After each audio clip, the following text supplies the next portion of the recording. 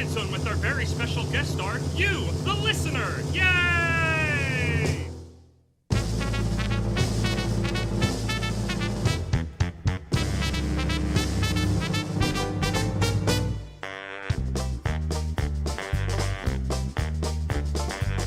It's time to fetch your headphones. It's time to check the mics. It's time to chat pop culture on the Kermit Zone tonight. It's time now for a shake-up. It's time to go sit tight.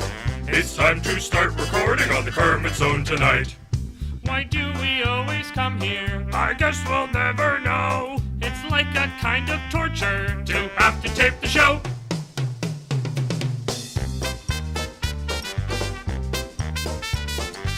So now let's get things started. Why don't you get things started? It's time to get things started on the most sensational, conversational, observational, confrontational. This is what we call the Kermit Zone.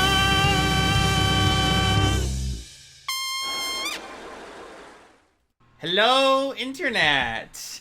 Hello, Internet. Hello. Foreshadowing. Yes, welcome to our random stream of an episode of Pop Culture Talk Zone. I don't want to take all the intro spotlight because this is really kind of more your baby than mine. A podcast that has been recorded but never actually released from us because forward when we had ideas and we just wanted to talk about other things or specific shows but didn't fit under the umbrella, I hastily crawled in like an enterprising gremlin and said, hey, I'll take the reins to this. I got a bunch of dumb things I want to talk about. So we've actually been cooking up this one for a while, and Forrest's just like, I want to talk about it now, and I'm like, sure, let's do it now. Tonight, whatever time you're listening to this, but obviously we're recording this tonight if you're watching us live, we are talking about reboots in cartoons, because we have had a lot of them recently that have been very interesting to go back to. We wanted to talk about them, so I guess I will handle introductions. Hi, I'm Kermit the Grog. This is my Pop Culture Talk Zone, where we talk about pop culture things with slightly less science, because our brains are mush. Joining me, my wonderful co-hosts, no, I'm the host, Big Boy Pants on tonight. Yeah. As you're covered up in like... In a blanket. It's yeah. so warm. Is the ever wonderful Nova Rose. Hello and howdy. I am here.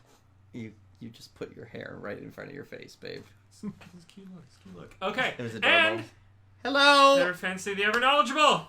I'm Forward Progress. Forward Progress. You know me from Keeping Friendship Magic and this very Twitch channel. So... Just in case you somehow didn't know. Yeah. I gotta step up my intro game.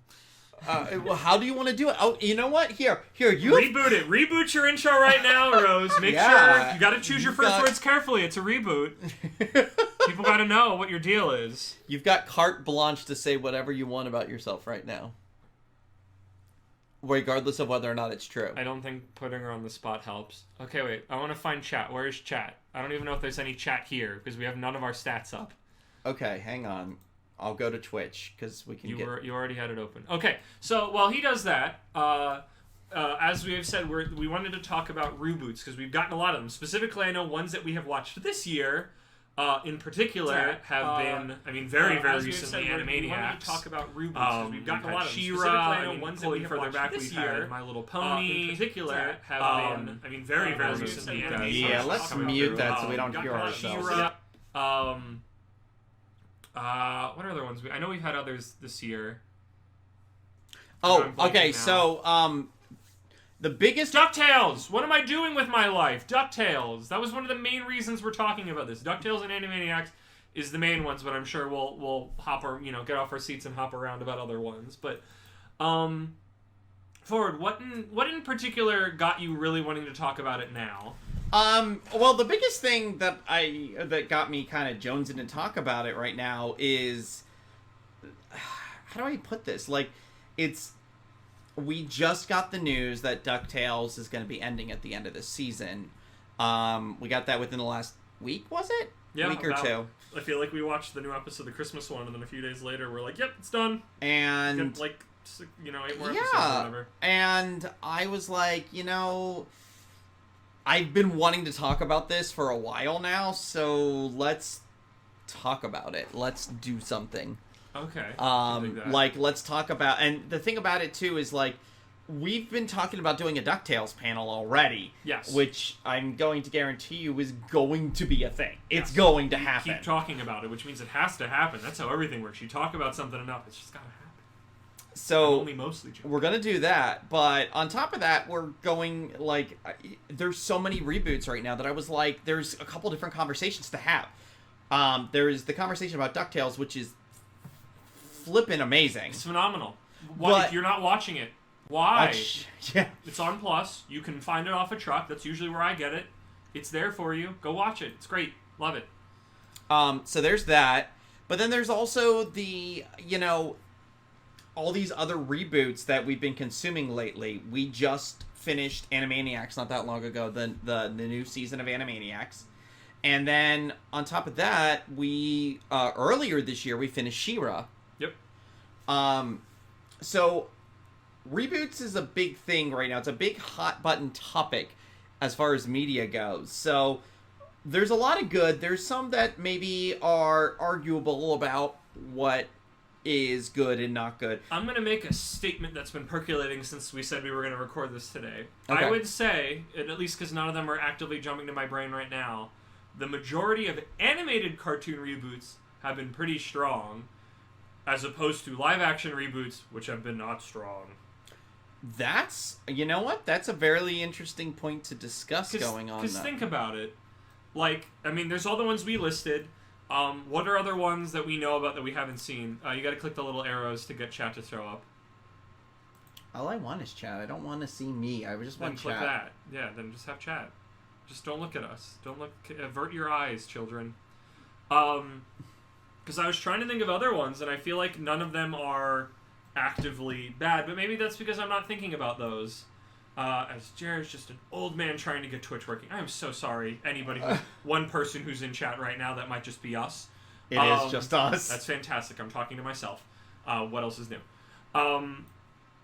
But I feel like the majority of the ones that are like, hey, we're back with this, where it's not just the never-ending corpse of, like, Scooby-Doo or something. I feel like that's, like, Scooby-Doo and Teenage Mutant Ninja Turtles, I feel like are on their own camp of, the infinite reboot Tsukiyomi. It just doesn't end, and I feel like maybe that's a topic for another time. But I feel like a lot of the ones now... that lends itself into this. Maybe we won't lead with it, but we can come back to that, because I think we kind of almost need to. Certainly, because I feel like... the other one that comes to mind that we didn't watch, but like I heard relatively good things after the whole freaking kerfuffle of it online was Thundercats, which I personally didn't watch, but I think I watched some of, and it seemed like a really fun time. And from reading about people who had watched it, who knew the old ones, was very keen on referencing a bunch of like old obscure stuff from the show, which I feel like exemplifies that people who grew up with the original are making it, even if it's not necessarily the same flavor as before.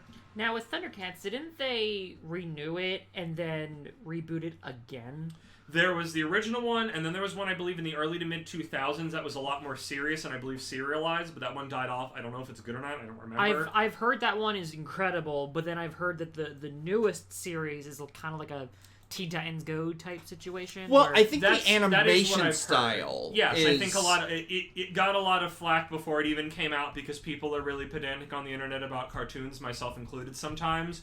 But it's one of those, hey, if you just kind of approach this as like a fun thing that exists instead of having to make sure everything's this perfect little whatever, I think it's enjoyable. I watched some of it. It's very high energy and chaotic. It's not for everybody. I don't think it's in the same vein as a lot of the other ones we've watched recently.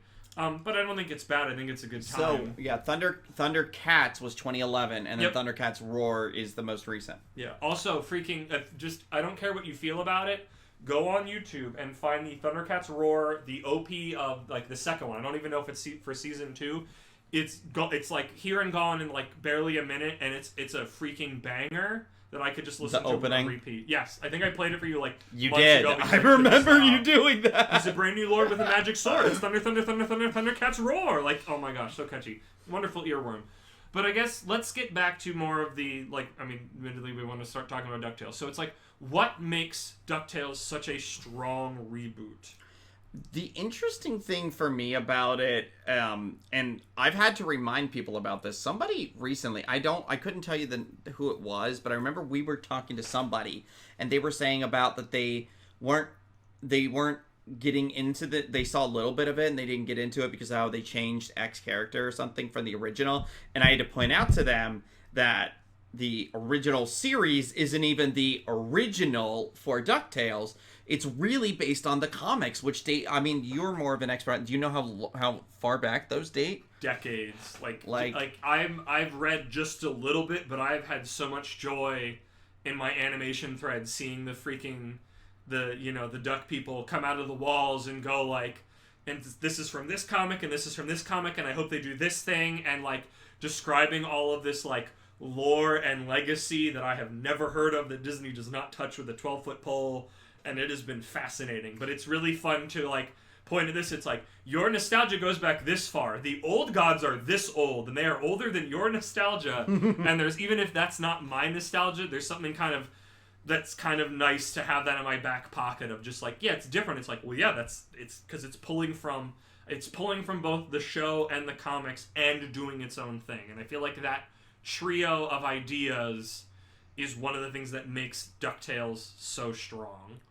One thing I find interesting is I feel like it kind of pulls a reverse on TMNT, where, like, I know a big problem that people have with the new TMNT series is, like, you can't hear any of the three talk, and, like, you can't really distinct, like, which one is which. Four?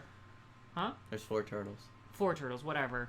I'm crossing DuckTales. But then with DuckTales, it's kind of in the reverse, where in the original series, it's like, you can never tell who's speaking, like, because, like, they're all almost like the one... triplets are a mongoloid. They're 3 characters that is one character. They're unified. They're a unified mind. Yep. But then with this one, it's like each one of them has, like, just this really unique and individualistic personality, so you can voice, and gosh, the look, like the original triplets. Yes. It's just here's fun fact. I remember learning this, and I remember teaching these two this because I just was so tickled by it. If you need to remember which one's which, the one in red is Huey because his shirt has a red hue. Dewey is blue because dew is water, water blue, whatever. And Louie is green, and the letter, Louie starts with the letter L, which is the same word for leaf. If my source of knowledge on this was correct, that is the same way that they remember it at Disney. Well, it's interesting because they even quote that in the new DuckTales. Okay, cool. I don't remember that part, but I'll take your word for it. And I feel like that works in because each of them has a subtly different outfit. Dewey in red, who's the more kind of, Junior Woodchuck, kind of fits the things, has like a red baseball cap. Louie has a blue long sleeve shirt, Dewey has a blue long sleeve shirt, and Louie has a hoodie. Yep. And it's like, it's subtle, but it works so well to both differentiate them, and it just speaks to their character while not being like way over the top or something. And I love it. And they each have such a unique personality within this.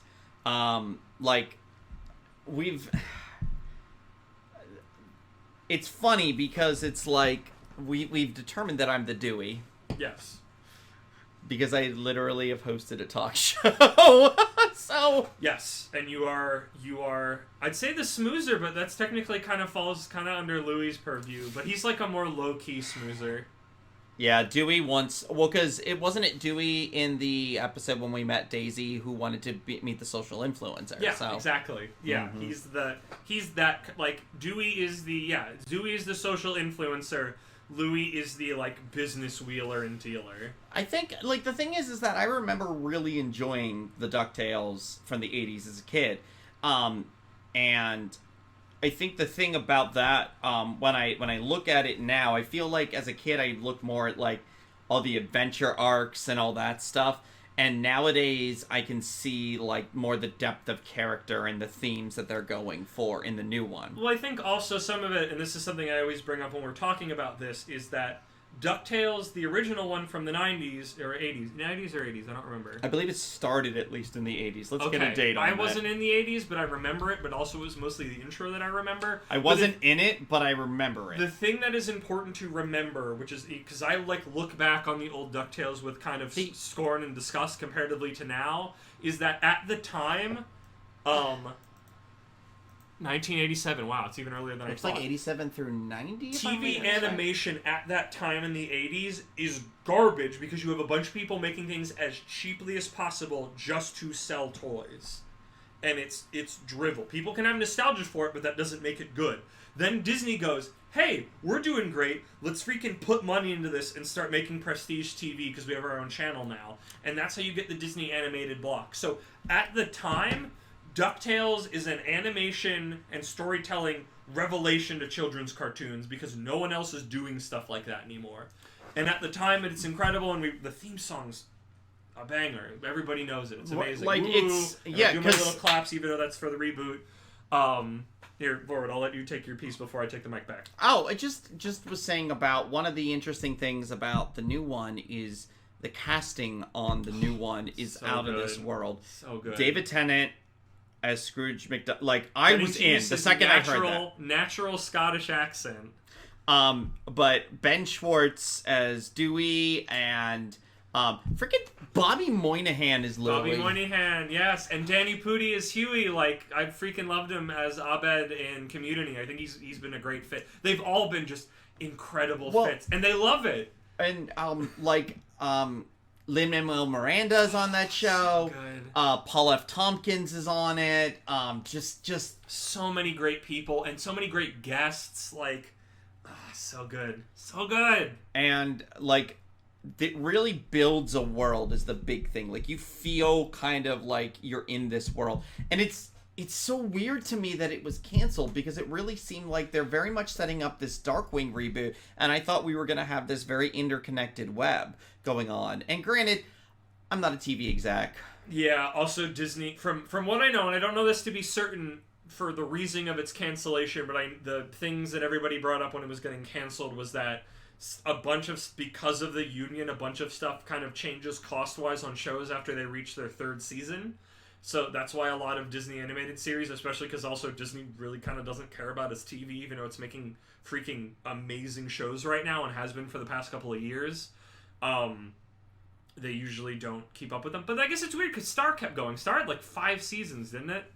I don't know. It was 4, I think. Okay. 4, I'm pretty sure. I would say DuckTales is a much stronger show than Star, but that doesn't mean numbers are happening. I don't know. I mean, Well- we've both seen freaking Owl House and Amphibia explode across the internet, but just DuckTales, Yep, 4. there's little pockets of it, but it is nowhere near the saturation point, which is continues to baffle This me. kind of gets us a little bit away from our reboots conversation, but I feel like it's a topic we should kind of talk about here in a sense of, okay, we've got these other shows that have been very strong in Amphibia and Owl House in particular, and like, is this a thing? Seeing DuckTales, seeing a show that's as strong as DuckTales, only lasting this long, does it kind of like pencil that into your brain to only expect so much out of any series now, like from Disney?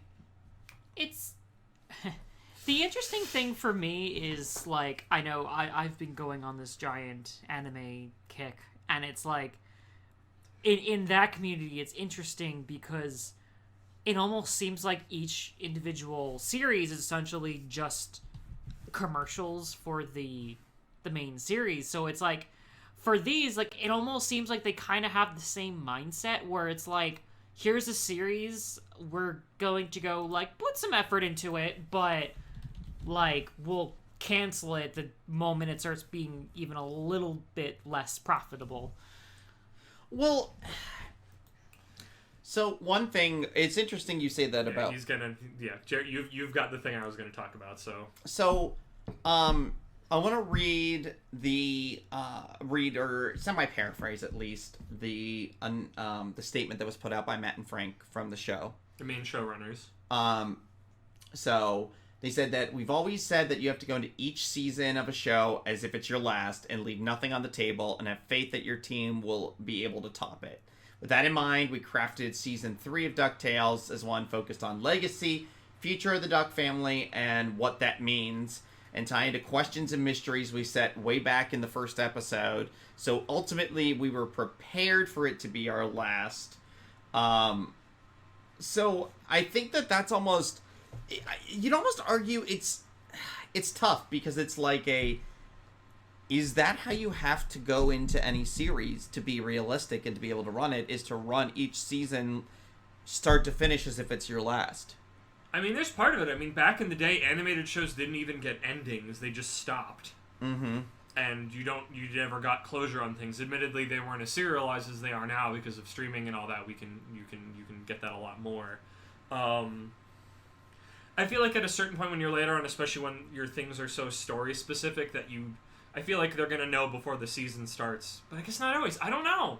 I genuinely don't know. I've never worked on something like that. I know there's a lot that goes behind the scenes. Obviously, they've known this because animation takes forever. They have known this news for a long time and have only recently, for whatever reason, probably legally or otherwise, have been able to talk about it now, or maybe just that possibility of another one is gone. But yeah, it's sad to see it go.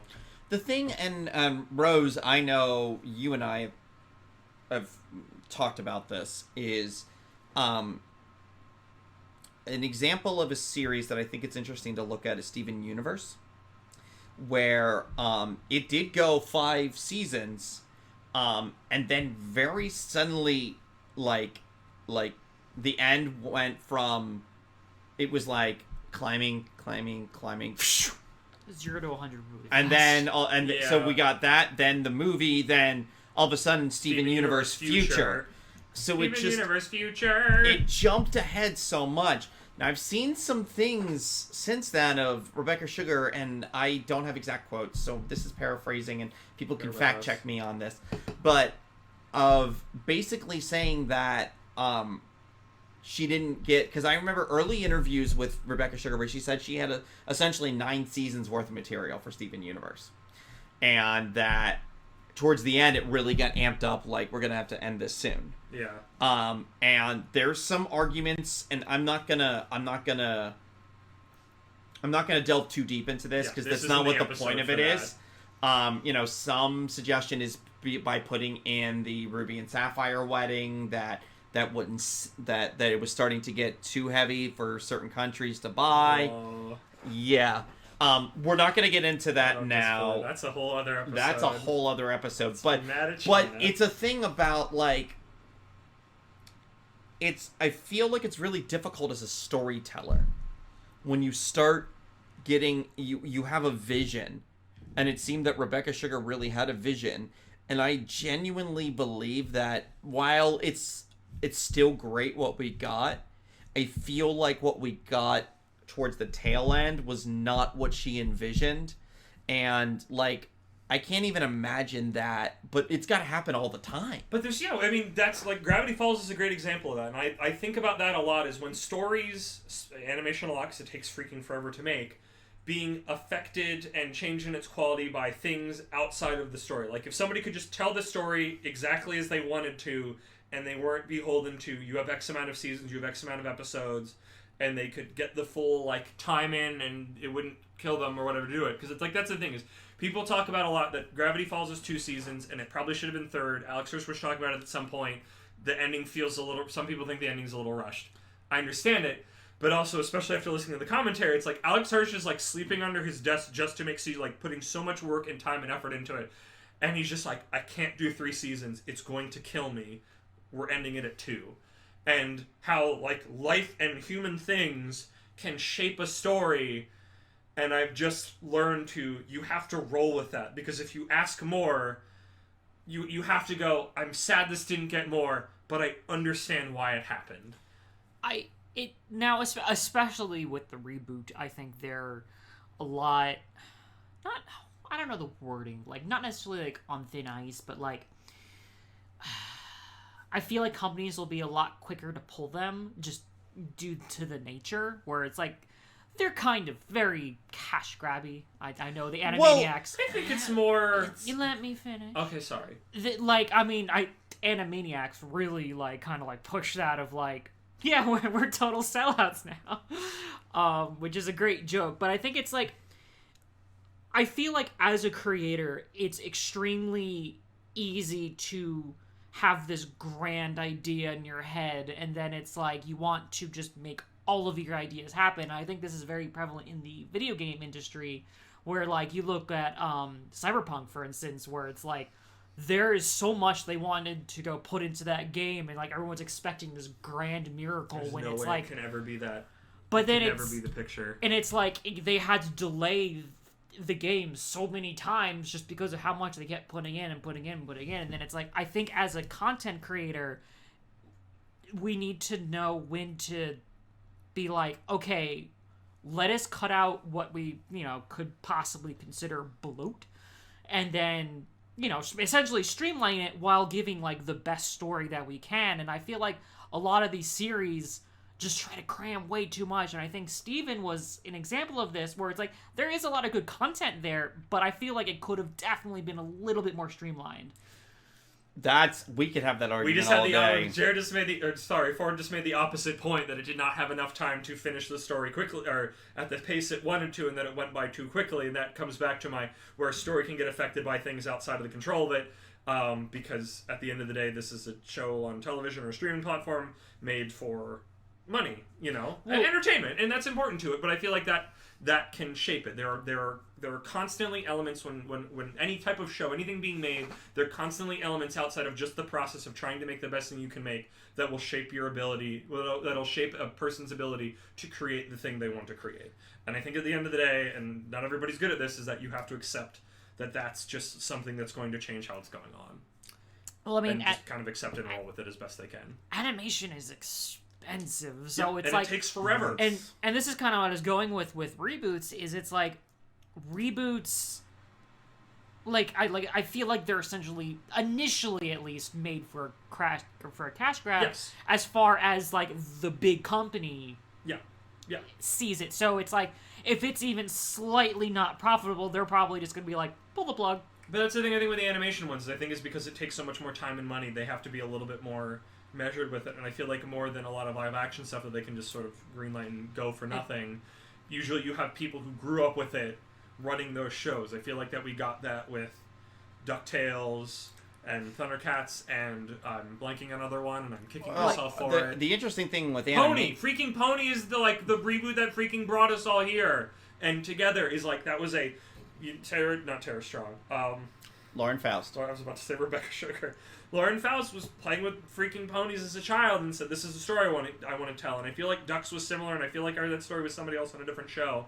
It's just I grew up with these characters and played with them in this way, and now I want to tell my stories. I want to take the things I remember, but I also want to do cool new things with it that I pretended to do when I was a kid. And I feel like that's what makes animation ones so strong, is that it's not just a show it's a show that somebody grew up with, and then maybe they wrote fan fiction about, and then wants to tell new stories in that space. And I feel like that just, on the whole, makes them stronger things. I mean, She-Ra's that. She-Ra's, technically, the original She-Ra, of offshoot of He-Man, is essentially a cardboard cutout, and is feminist, I guess. But the new one is just gay feminism is happening in your town. Buy tickets now! And it rolls! Well, and I want to know what He-Man looks like in that series. That is one of those interesting things, because I know me and Forward here tried to go back and actually watch the initial... I showed you and he will have nostalgia for him because he grew up with it. Well, but nostalgia is a garbage lie that your brain tells yourself most of the time. I hadn't actually watched it, whereas I know you had watched it. So it's like... I wrote a paper on it. You did. I remember that research that we had to watch those things for. But it's like, with me, not having any kind of nostalgia for it, it's just I'm watching this and I'm like, this is kind of sexist. Yeah. 80s, we didn't know what we were doing. I say we. I wasn't there. I can't take any blame for the 80s. So one thing I find really interesting with reboots is, at least in She-Ra's case, it's you have this thing that did not age very well, and then you're able to go bring it to a modern era to basically not necessarily redeem yourself, but it's Well, sorry. Oh, well, I was just gonna say, I think that's maybe the crux of some of these are really a matter of there's the original, there are things there that somebody looks at and goes, there were pieces here that can really be something that people remember. And I want to take it and make it what it never fully got to be. And it makes me, it brings me to an interesting debate that I see people make online about all the live action Disney remakes lately. is there's people who've been saying about instead of remaking all these ones that they are remaking, why don't they sink the money into some of those films that had a lot of potential and just didn't make the cut? I think a big thing with it is they totally should. Like Atlantis, I would like totally see that because I loved that movie. But it's like I think Disney is very kind of in that cash grab where it's like this, like say Lion King, like this is a movie that sold really, really, really well. So that'll just be a really quick buck to let's just quickly remake that. Lion King kind of ruins my thing, but my cynical cash grab, but at least from a different angle, is I don't know how true it is, but I've constantly heard apocryphal stories that children don't like 2D animation in movies. They prefer 3D because that's what they grew up with. Of just remake the old Disney movies that are in 2D in CG 3D. And I don't like that. But I'd prefer that to live action, because at least then it's just being translated into a new medium. I don't want that. I don't want any of these remakes. I think they're awful. I want nothing to do with them. They make cash hand over fist, because nostalgia is a drug that clouds your brain. It is good in light doses. There's a time and space for it. Don't let it control your wallet. That's what all the corporations want. And admittedly, that is a part of all these reboots. We came back to Animaniacs because Animaniacs was a really strong show. We haven't talked enough about Animaniacs, so I want to talk about Animaniacs more. And Animaniacs, the new one works is that it took all the problematic stuff, like we were just talking, took a lot of problematic stuff out, and specifically references, so it's not just like, this is gone. It's like, it lampshades. They go, hey, remember that? We can't really do that anymore. Like, literally, the intro has bits about the world has changed a lot in the last 2 decades, and the reboot kind of rolls along with it. And all of this goes into something I was just talking to my friends about with reboots in general, not even animation, especially in movies, is that I feel like besides just doing reboots of things that that had some good ideas but didn't quite make it, is certain things have aged really poorly, even though they have a lot of good, fun, interesting ideas in them. Remake those things. Remake a bunch, who's the guy that made, 16 Candles and Ferris Bueller? Oh my gosh. Blanking on his name. Oh wait, and Ferris Bueller? That was not the same guy. Yeah, it was, wasn't it? I think it was. No, I think Breakfast Club? 16 Candles and Breakfast Club was the same guy. I think it's Ferris Bueller too. Ford's gonna look that up. But basically, I haven't seen all of those, but I know like a lot of those movies are beloved and great, but they have a lot of problematic things in them. And I feel like if you remade those... John Hughes! If you remade stuff like that, where you just go, hey, we can do this again, and just remove the problematic bits, so it's not like, ugh, cringe. When you watch them, I think that would be good. I think that's... If you just want to make money and nostalgia people, do those. What? You were right. Of course I'm right! Jeez! Wow! Did you doubt me? No, I'm not confident in a lot of things involving people making things. No. Okay. So and I also knew Home Alone. I knew Pretty in Pink. Yep. I knew 16 Candles, and I knew the and Breakfast the Beethoven Club. movies. I'm pretty sure. I'm not joking. Home Alone. Wait, Flubber too? He made a lot. Like he helped Curly Sue. I remember. He helped write a bunch of. We're super getting off topic, but I love this. He helped write like a bunch of those like garbage movies to make money. You're right, Beethoven. You. He made Baby's Day Out. Yep. I remembered that. Oh my god. But people don't remember those because he didn't really want the name on it because it was just there to get a paycheck, which is totally fine. People got to make money. Don't blame them. But I feel like that's what you do: is you go back and you remake the movies that are beloved that have a lot of problematic things to our modern sensibilities. And I feel like Animaniacs does that well. Animaniacs felt like Animaniacs, but it felt like Animaniacs now. And I feel like that was very refreshing to have such an old school thing without the old school cringe in it. One of those interesting things that we've had conversations about leading up to it, and I think it's what kept it good now. Like, Steven Spielberg said he wouldn't bring it back unless he got the entire original group, the entire original cast. Yep. And I think we had conversations leading up to it about, like, is that a good thing? Is it bringing all the original people, is that good, or are they going to be too stuck in the old ways type of thing? Which thing? For Animaniacs. I had that exact cynicism, because I was very cynical and pessimistic about Animaniacs coming back. I thought, this is a thing that existed at such a specific time and was such a specific thing back when we had more of a monoculture, and now we're just this freaking frayed wire, which is fine, it's great, everybody's got their own space, and I love it. And it's just like, even if you get everybody back, because I feel like I've seen this in other like movies and shows and whatnot, or freaking people making video games, just because they had something to say then, are they still going to have something to say now? And things can age poorly in that regard. I feel like the example that came to mind now that I'm thinking about it in the video game space is when the crew who made Banjo-Kazooie got back together. It's like, we got the gang back together, we're making a new game, and we got Yooka-Laylee, which isn't bad, but it's not Banjo-Kazooie because it's like, and again, video games is kind of, it's an artistic medium, but I feel like it's kind of different. But it's like, just because you have everybody back doesn't mean that they're going to make a new thing. And then there's always debate of how much in a reboot, how much do you need the new stuff, but how much do you have to kind of retain of the old stuff to make it still feel like it should be that in the first place. I was going to think it was just nuts and bolts. I love nuts and bolts. There's a lot of like these little live action ones that I kind of forgot just researching here, like that they rebooted Party of Five. Some of those aren't reboots. Carmen Sandiego. Well, we never watched Carmen. We should do that. I've seen some of it. It's interesting. It seems solid. Finn Wolfhard's in it. What? Finn Wolfhard is in it. I also saw Ash vs. Evil Dead, which I didn't know was a reboot, but it's a fun time. Voltron I've seen. That one smells good.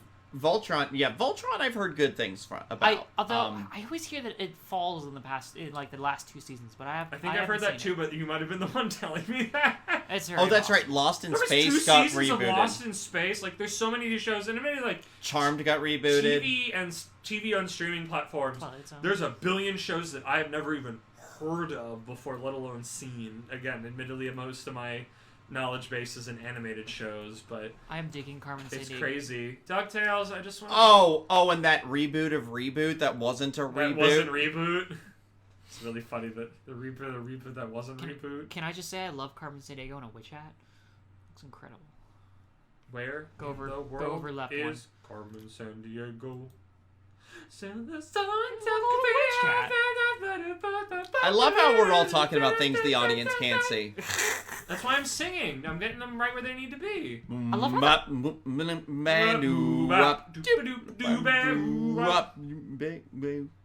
She's a sticky-fingered filcher from Berlin Done to Belize. I feel like I'm singing Bop now. Yeah, that's kind of where I was thinking. You did an Bop. I did an Where Bop. were we? Where in the world is our brains right now? Where in the world is the topic? Okay. So that's an interesting thing here, because now we're looking at, like, we just talked about all these live action ones, and that's the thing that you said earlier about how the animation ones are seeming to hold up better than the live action ones. Television. Want to be clear. There's, and we've also got film lately with it, which is, it's one of those interesting things, because sometimes it's like, leave all enough alone, and other times it's like, okay, we can take this. And sometimes it's like continuation or spin-offs, like when we got the new Jumanji movies, for example. Like, it's got Jumanji stuff, but it's very different. Are those movies good? Like, I have to admit, those, I was curious, because it seemed like it did, at least on the box, seemed to do it right. It's, here's the idea of Jumanji as you remember it, but we're going to do our own thing with it. From what I've heard... I feel like it seemed like a good ratio. From what I've heard, it's a fun romp, but like it doesn't have the staying power as the original Jumanji. Yep, no, that's understandable. I mean... So it just doesn't have okay Robin Williams. That also was going to hurt it. And sometimes, like, some of these are just like, we messed up last time, we want to make it better. I still haven't seen the newest Tomb Raider reboot. I've heard things like I've never seen any of heard decent things. Hellboy was I've heard unfortunate. Yeah. Which it's just, I feel like movies, because it's such a because TV you have to keep people around, but a movie, once you get them in the theater, your money's theirs, or their money is theirs. And I feel like it's a lot. That's why you get a lot more film reboots that aren't good, because it's just to get people in the theater, even though most of them have been dying. Mad Max Fury Road is not a reboot. Mad Max is a weird continuum of all of them. But yeah, there was... We're yelling at Google right now, in case you're wondering. I'm yelling at Google right now, I'm sorry. And also seeing that Men in Black reboot. I don't even remember that it happened.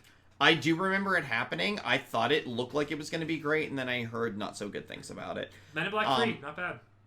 So, I actually haven't seen the third one. I've only ever seen the first two, believe it or not. One of the guys from Flight of the Conchords plays the villain, and I remember being and it's interesting, because there's, like, there's some properties. One of the ones that's on this list is The Mummy, which I've heard nothing but negative about. The Tom Cruise Mummy from a few years Well, it back. doesn't have Brendan Fraser. No, but that's the thing. Though. Brendan Fraser wasn't the first person in The Mummy.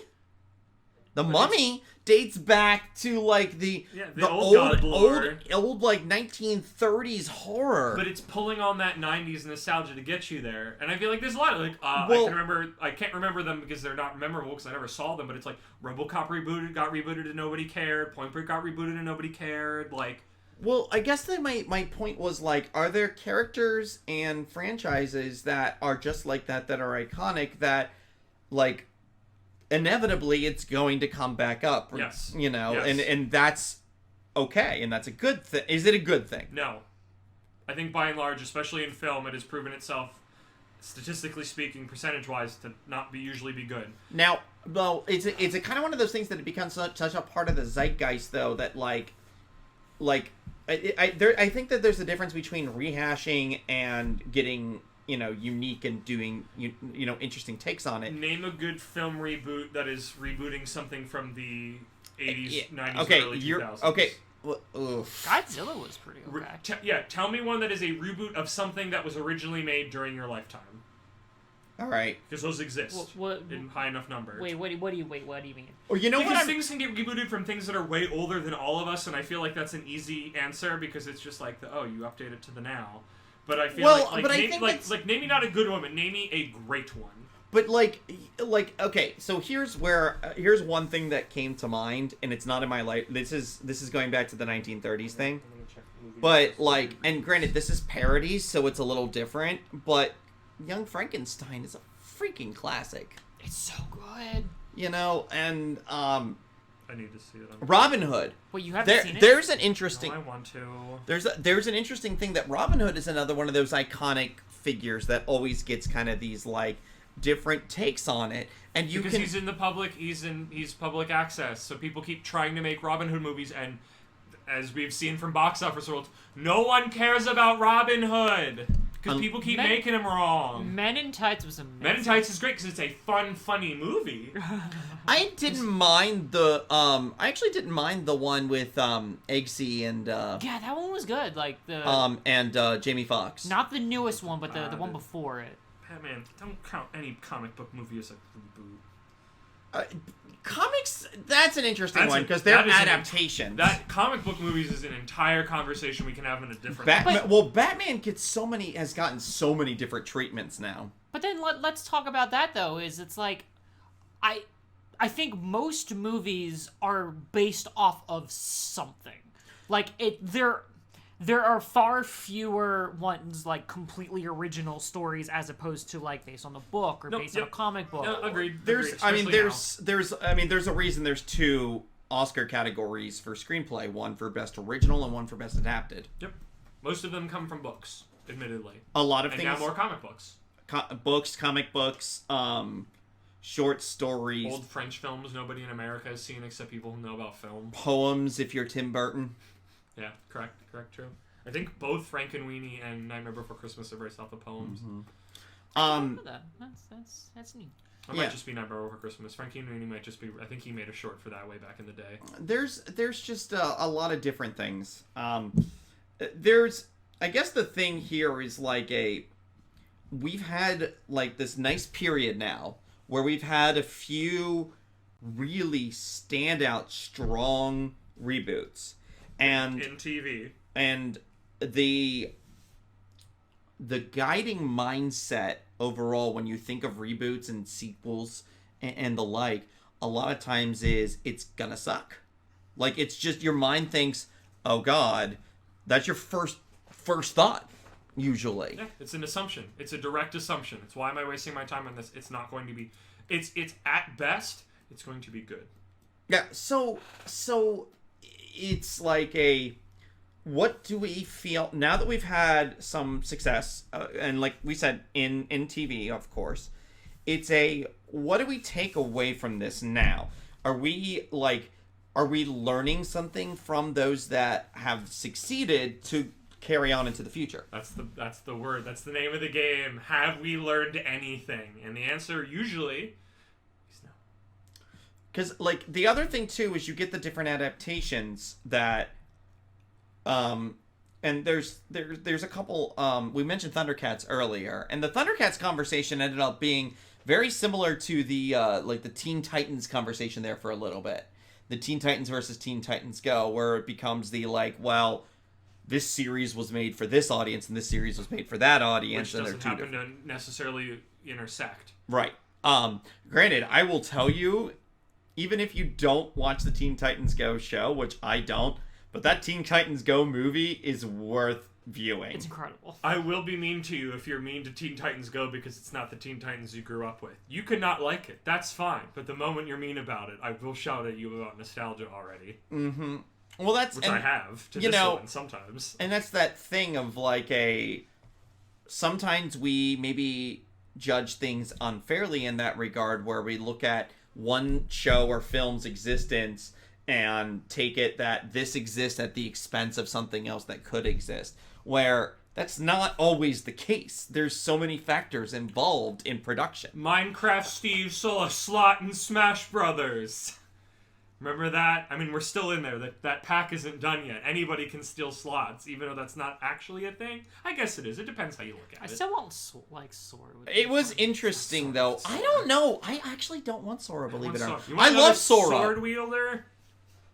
Yeah, I guess. Well, yeah. But, he can have fun. Am I the only one who genuinely wants Shadow? I would actually pay money for Shadow. Well, that's the thing is he was supposed to be in there. He was part of the league. Well, and Shadow, like, He's Shadow... an Echo Fighter. He's an Echo Fighter. It's so simple. To an extent... Well, yes, but you can actually do different things with Shadow that you couldn't do with Sonic. He has guns. Yes, you can have guns. Yes, he can have guns. Well, no, but I think that's good because, to be honest, as much as I enjoy having Sonic and Smash, I feel like his moveset is quite limited. Yeah, I wouldn't...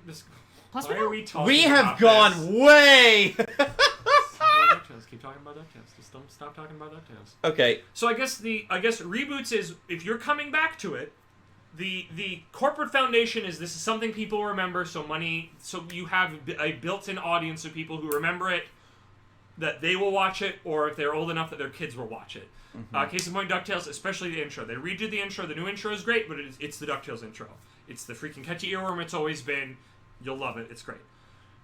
And then did we learn something from the original? Can we take the ideas there? Can we take the things and bits and pieces you remember? Because the new one, DuckTales, is great at that because it's taking both DuckTales things from the show, the comics, and stuff from all of the other Disney Afternoon and planting it. That's what made DuckTales the strongest reboot I've ever seen, because it takes everything and it takes the bits you remember and it rolls it into its story. It never feels like that something is building just to show you something that you remember or recall. It's that is the cherry on top of this wonderfully crafted sundae to get there.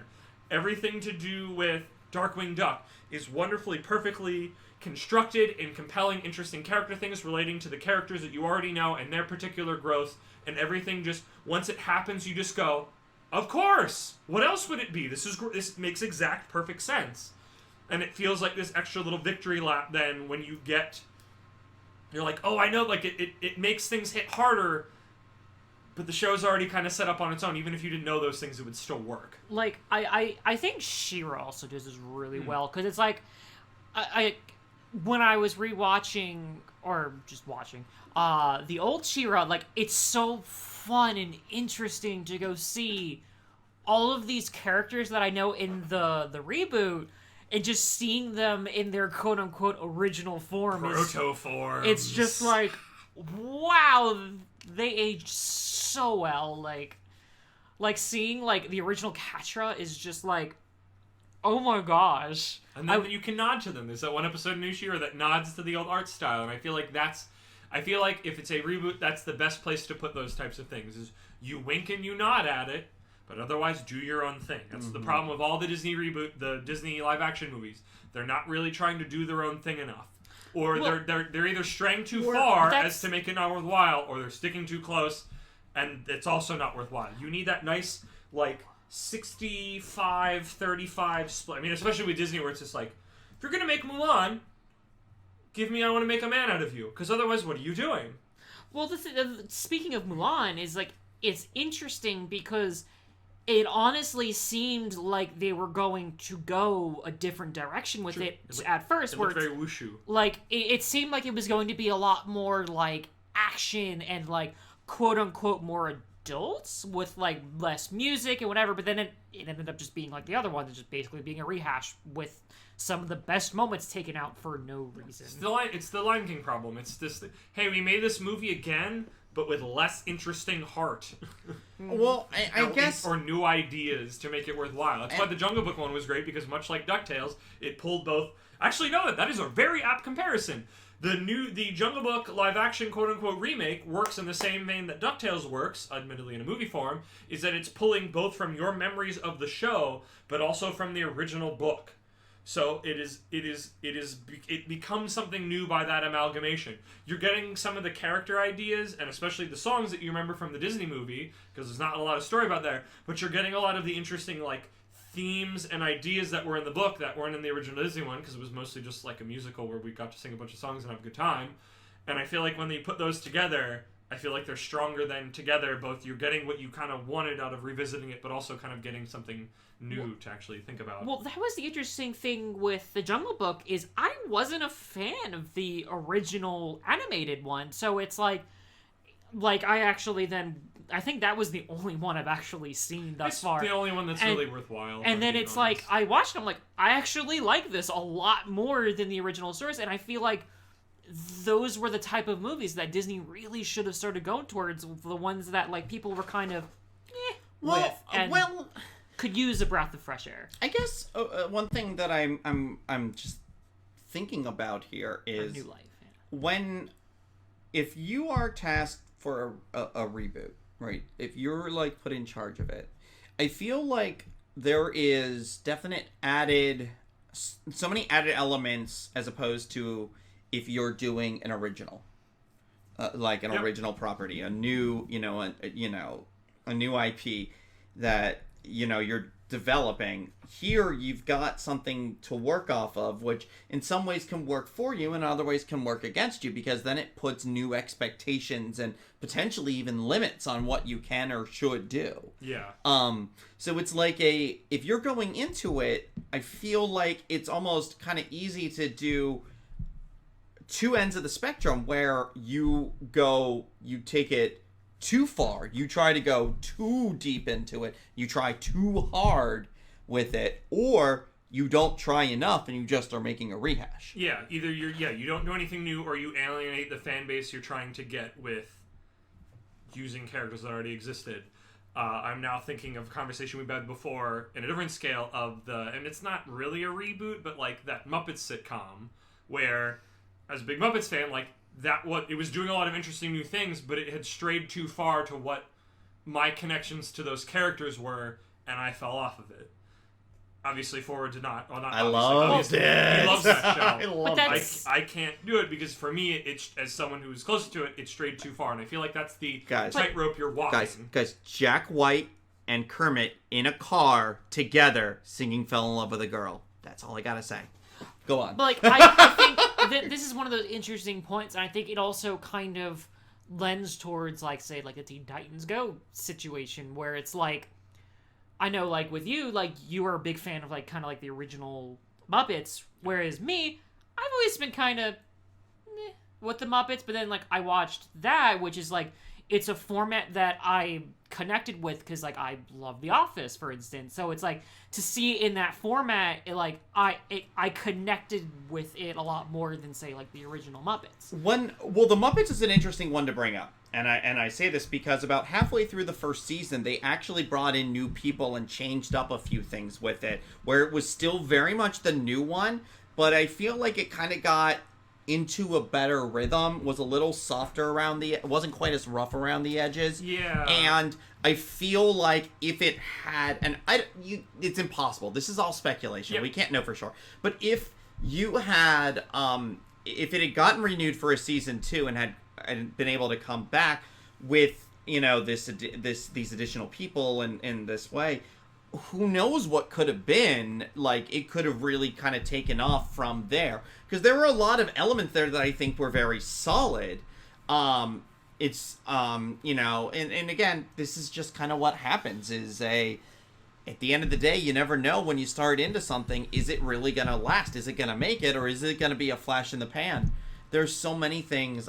Poor Joss Whedon can't freaking get Fox to keep his shows around to save his life, except for Buffy. Isn't he a no good? Didn't he get noted to be a no good?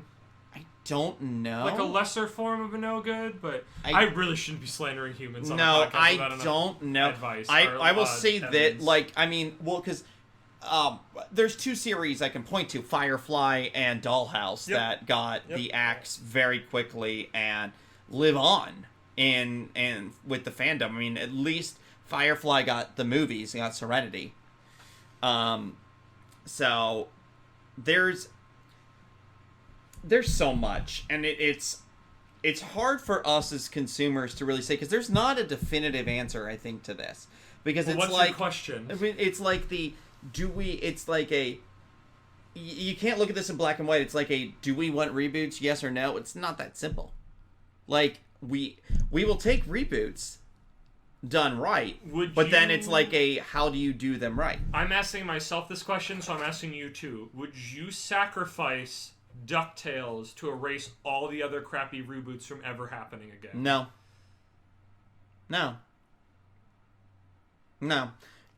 First of all, DuckTales is too good. Yeah, Second of all, agreed. hey, you know what? People had work, so that's kind of my. You know what? Yeah, let's end the episode. That's our lesson.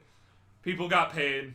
People better have gotten paid. Mm-hmm. But if they did, which they should have been, then fine. I won't like. Don't let it occupy space in your brain. I guess the thing that I think of is, like, we can ask for better products. We certainly can. We can, there's that fine line between.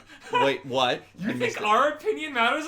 We do not like any of these Disney live-action reboots, and they are making money hand over fist, even though they're all dog trash. Yeah. Which is somehow worse than regular trash. I'm sorry, dogs. Because people are sheeple. Sorry, because Fluffy. People equal the shit. What is that song? Although, to be fair, it's one of those things where I feel like those films were essentially made for parents that are like, oh, I like Lion King. Exactly. To just turn it on in front of their kids and just... Because they're not in the freaking, weird little bubble that we're in, that we talk about and think about animation too much, and we're, and especially by actively trying to, burn away nostalgia to not be affected by it in that regard, though sometimes I'm prone to it, admittedly. I feel like we should start winding down. Yeah, no, we should. Mark, It's like, what's funny? It's like we've talked for like an hour, and I feel like we haven't said anything. Yes, but we said a lot. I know. But I think there's more to say. I guess, Rose, you're looking at your phone trying to maybe possibly research the thing I was talking about. Would you sacrifice DuckTales to get rid of all reboots that are crappy? I guess it's mostly that's saying reboots yay or nay is the bigger question. I mean, I'm totally yay for reboots, but Okay. but it's like, I think it's one of those things, if you're going to go reboot something, don't do it for the money, because people just do it for the money. But then it's like, you look at something like Animaniacs, where that seems like it's much more, I mean, while it is for the money, because, I mean, they make a joke about it, but, like, the heart that was there in the 90s is there still, because they were adamant about getting all the original creators, and it's like, I love that they put that much heart into it. They have something to say. Yeah, exactly. But then it's like, I don't want any more of these, like, we're just doing this for the money. Get paid, but also have something to say. Well, Make that more succinct, because it definitely rhymes.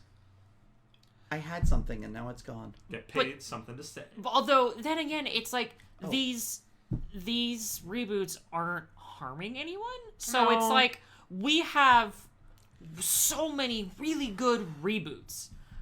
But, like, I think as long as these good reboots, like, are getting the attention they deserve, I mean, who cares if the bad ones I think it's just wanting something better that's less creatively bankrupt. I think that's my ask. But I guess at the end of the day, it could be a reboot that's bad, or it could just be a regular thing that's bad. I guess here's my thing that I'm thinking is, if you're making a reboot, like, what are you doing with it? Do you have a reason to reboot it? Yes. And I think we're all kind of dancing around that, of like a, don't just take what was made in the 70s, 80s, 90s and just put a fresh coat of paint on it and just put it out there. It's like okay, you're taking this and bringing this into the modern age. Why? What do you have to say today with these characters in this property?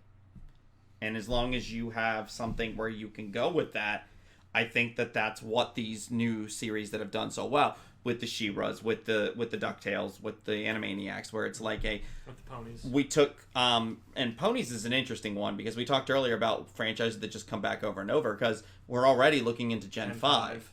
Maybe that'll be a later episode of just the Never Deads. Because Transformers, you could argue the same thing. Transformers, Scooby-Doo, TMNT.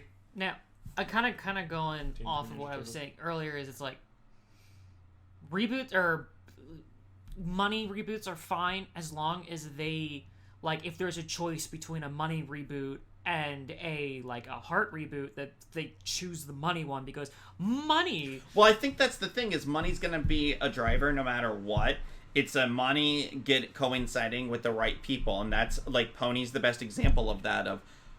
Like they were gonna make it no matter what, but they came to Lauren Faust, and I just bumped the camera. I'm already off screen. Who cares? We need to start cooling down anyways. Yeah, we are over time. So, thank you for joining us, everybody, as we talked in crazy circles about reboots. As you can see, it's kind of a complicated topic, especially depending on what meeting you're in. But thank you for joining us. This is me, Kermit the Grog, signing off. Goodbye. Bye.